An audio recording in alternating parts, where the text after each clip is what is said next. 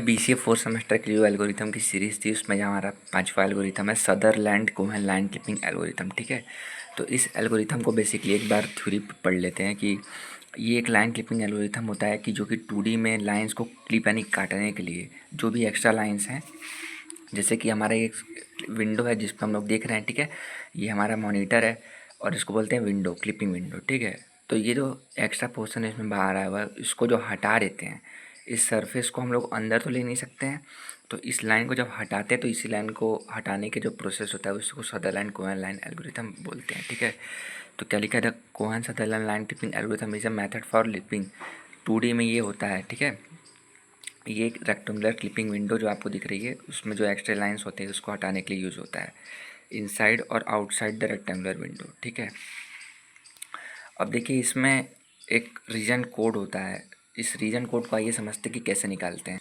तो गाइस देखिए बेसिकली इसमें TBRL लगता है, region code TBRL, top bottom right left, T से टॉप बॉटम राइट लेफ्ट। ठीक है, 4 बिट का कोड होता है, आपको पता है कंप्यूटर बाइनरी नंबर पड़ता है 0 या 1, तो वही इसमें जो है यूज़ होते हैं। ठीक है, तो ये वाई मैक्सिमम ये वाली लाइन हो गई, वाई मिनिमम ये वाली लाइन हो गई, एक्स मैक्सिमम ये वाली, एक्स मिनिमम ये वाली।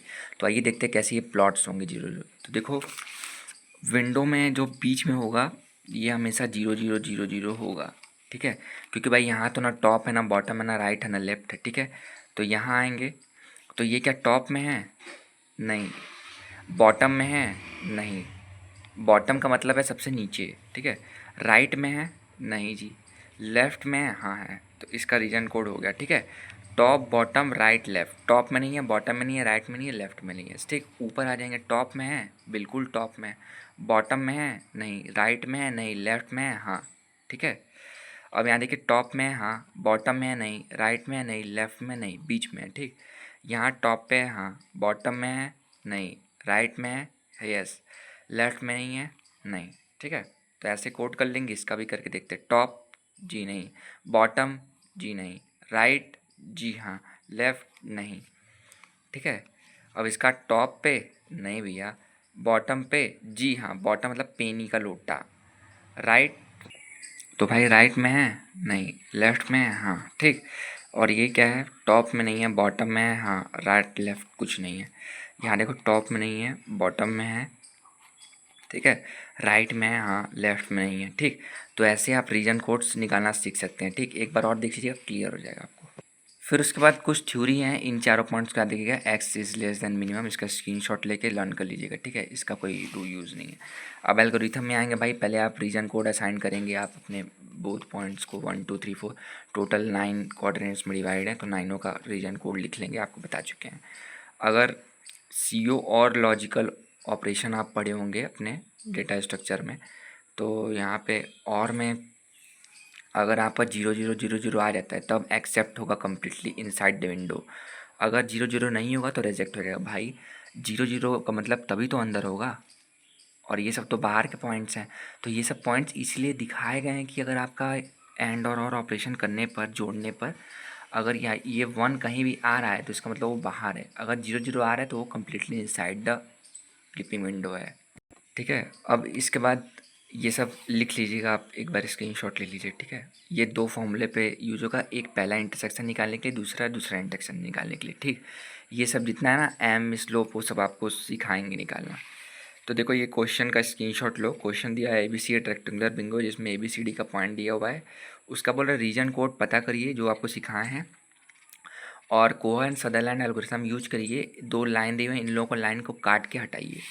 तो देखो भाई एक क्लिपिंग विंडो बना ली है, 2 पॉइंट्स P1 P2, पहले तो ABCD नॉर्मली पॉइंट्स को डोनेट कर दिए जो जो दिया था। ठीक, उसके बाद x max x minimum, y max y minimum, ये सब तो रूल है।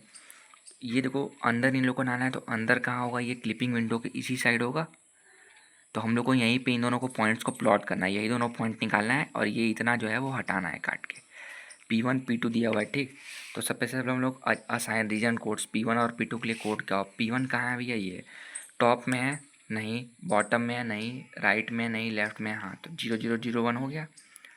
P2 कहाँ है, P2 ऊपर है, टॉप में है, हाँ। बॉटम राइट लेफ्ट कहीं नहीं है, तो 1 0 0 0 हो गया। ठीक, एंड ऑपरेशन मतलब 0 में 1 अटकी 0 0 0 0 0 0 0 1 0 0, इसका मतलब चारों 0 आ गया, इसका मतलब ये पार्शियली विजिबल अंदर हो सकता है।